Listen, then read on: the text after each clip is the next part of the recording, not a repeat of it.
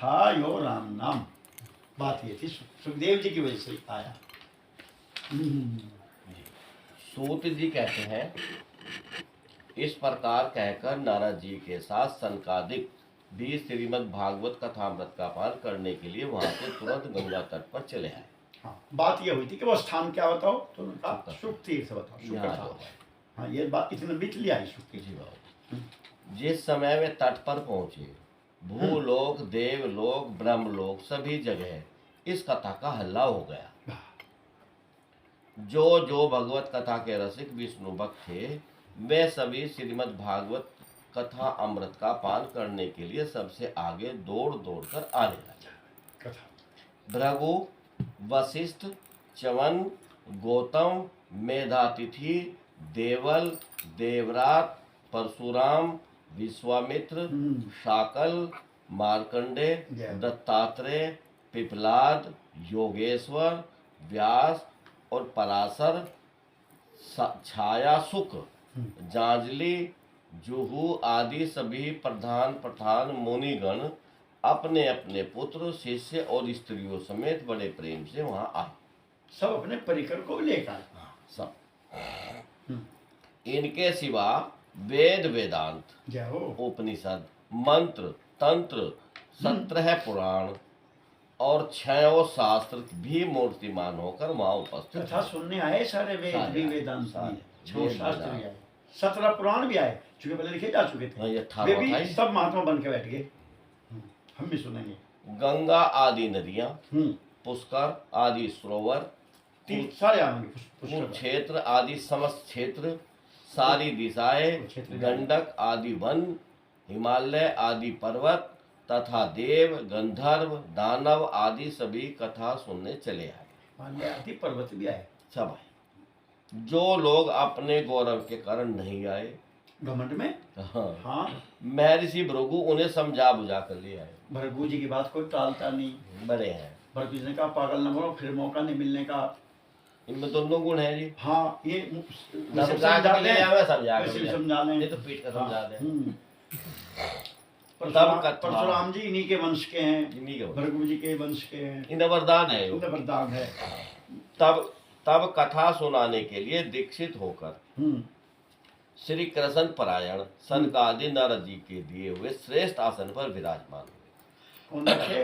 ये सनकादि श्री कृष्ण परायण सनकादि नारद जी के दिए हुए श्रेष्ठ आसन पर विराजमान। तो पहले वक्ता जो सनकादि, सबसे पहले सनकादि जो बद्रीनाथ से तय कर गए थे, और नारद जी मुख्य श्रोता रहेंगे, बाकी सब आगे। उस समय सभी श्रोताओं ने उनकी वंदना। सनकादि जो वक्ता हैं, व्यासपीठ पर बैठे चारों भाई। श्रोताओं में वैष्णव, विरक्त, सन्यासी और ब्रह्मचारी लोग आगे बैठे। कौन बैठे आगे? अब विधि देखो आगे बैठे। वैष्णव, विरक्त, सन्यासी और ब्रह्मचारी लोग आगे बैठे, और उन सब के आगे नारद जी विराजमान हुए। वो तो भाई जजमान है, सबसे आगे जजमान तो आगे बैठेगा। एक और ऋषिगण, एक और देवता, एक और वेद और उपनिषद आदि तथा एक और तीर्थ बैठे, और दूसरी ओर स्त्रियां बैठे। जय जय। उस समय सब और जय जयकार, नमस्कार और शंखों का शब्द होने लगा। अबीर, गुलाल, खील एवं फूलों की खूब वर्षा होने लगी। उस समय ना जैसे होता शुरू, कोई देव श्रेष्ठों विमानों पर चढ़कर वहां बैठे हुए सब लोगों पर कल्प वृक्ष के पुष्पों की वर्षा। अब सूत जी कहते हैं, इस प्रकार पूजा समाप्त होने पर जब सब लोग एकाग्रचित हो गए, तब सनकादिक ऋषि महात्मा नारद को श्रीमद् भागवत का महात्म स्पष्ट करने लग के सुनाया। सबसे पहले महात्म सुनाया सनकादि ने कहा, अब हम आपको इस भागवत शास्त्र की महिमा सुनाते हैं। इसके श्रवण मात्र से मुक्ति हाथ लग जाती है। श्रीमद् भागवत की कथा सदा सर्वदा सेवन आस्वादन करना चाहिए। इसके श्रवण मात्र से श्री हरि हृदय में आ विराज। अब देखो, अगर पेन हो तो 25वें श्लोक को अंडरलाइन कर। श्रीमद् भागवत की सदा सेव्या, सदा सेव्या, इतना छोटा सा हल्का श्लोक सदा है, सेव्या सदा बच्चा भी याद कर ले। श्रीमद् भागवती क्यों? यश श्रवण मात्रेण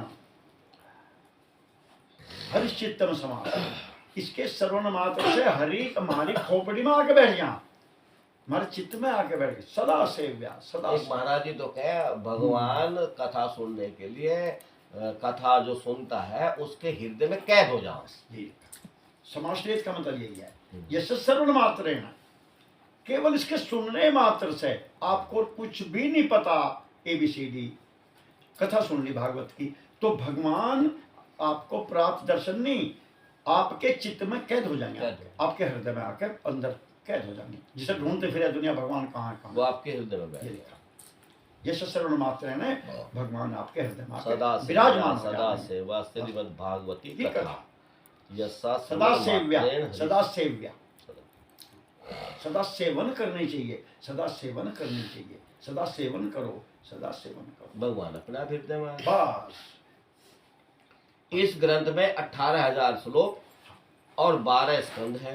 हाँ। तथा सुखदेव और राजा परीक्षित का संवाद। हाँ। आप ये भागवत शास्त्र ध्यान देकर सुनिए।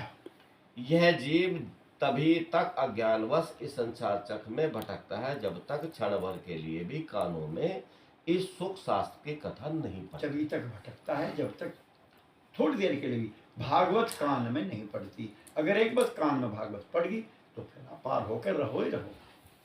बहुत से शास्त्र और पुराण सुनने से क्या लाभ है? क्या बात है, इससे तो व्यर्थ का भ्रम बढ़ता है।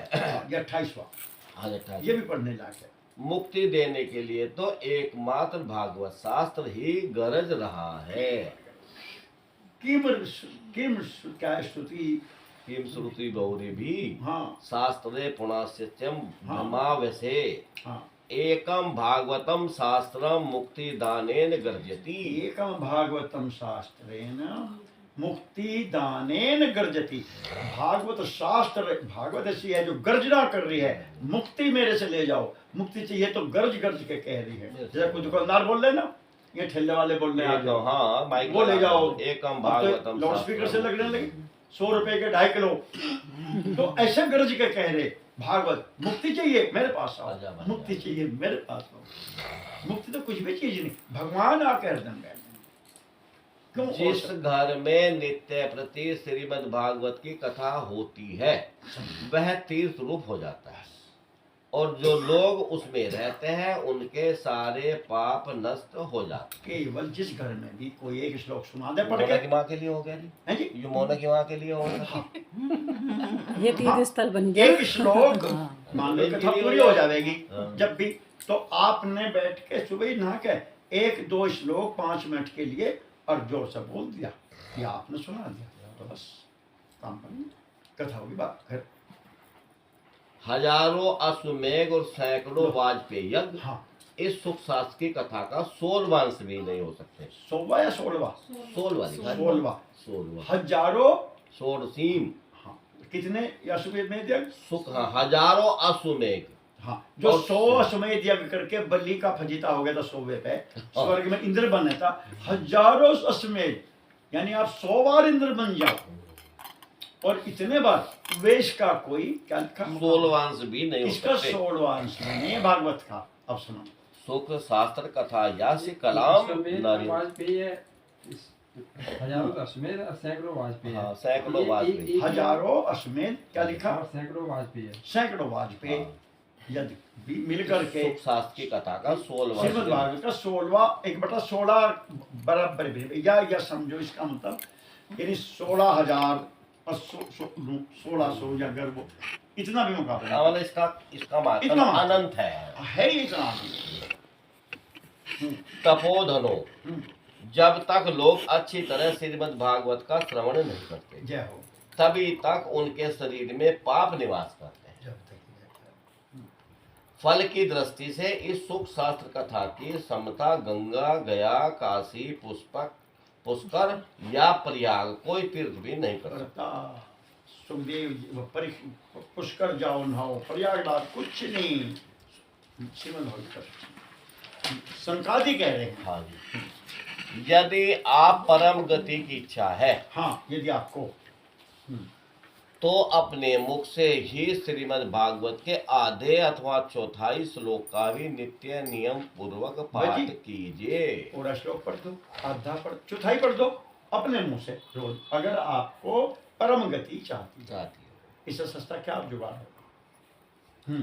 ओंकार, गायत्री, पुरुष सूक्त, तीनों वेद, श्रीमद् भागवत, ओम नमो भगवते वासुदेवाय, यह 12 अक्षर मंत्र 12 मूर्तियों वाले सूर्य भगवान, प्रयाग संवत्सर रूप काल, ब्राह्मण, अग्निहोत्र, गो, द्वादशी तिथि, तुलसी, बसंत ऋतु और भगवान पुरुषोत्तम, इन सब में बुद्धिमान लोग वस्तुतः कोई अंतर नहीं मानते।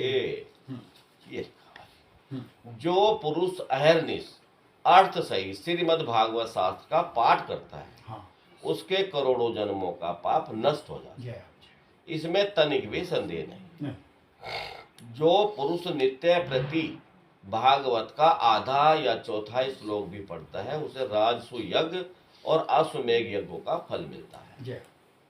नित्य भागवत का पाठ करना, भगवान का चिंतन करना, तुलसी को सींचना, गौ की सेवा करना, ये चारों समान है।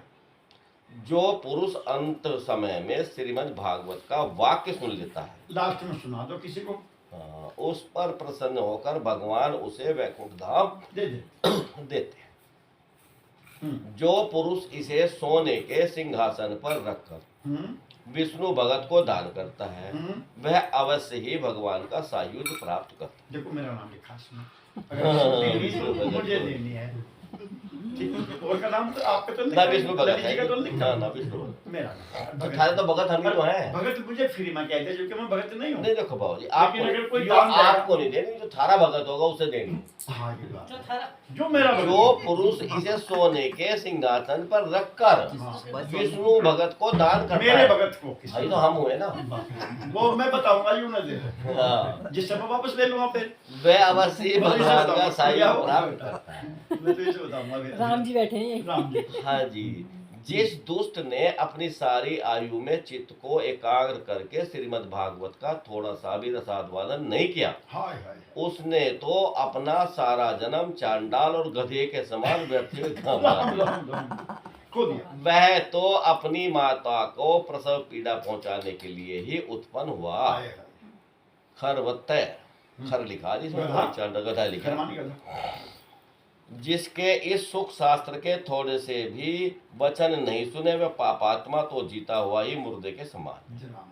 पृथ्वी के भार स्वरूप उस पशु तुल्य मनुष्य को धिक्कार है। यो स्वर्गलोक में देवताओं में प्रधान इंद्र आदि कहा करते हैं, संसार में श्रीमद् भागवत की कथा का मिलना अवश्य ही कठिन है। जब करोड़ों जन्मों का पुण्य होता है तभी इसकी प्राप्ति होती है ना, पक्की बात है। तो नारद जी, रूबी, रूबी तो नाम है ना, तो रूबी आ गया, आगे करोड़ों जन्म का पुण्य आ गया।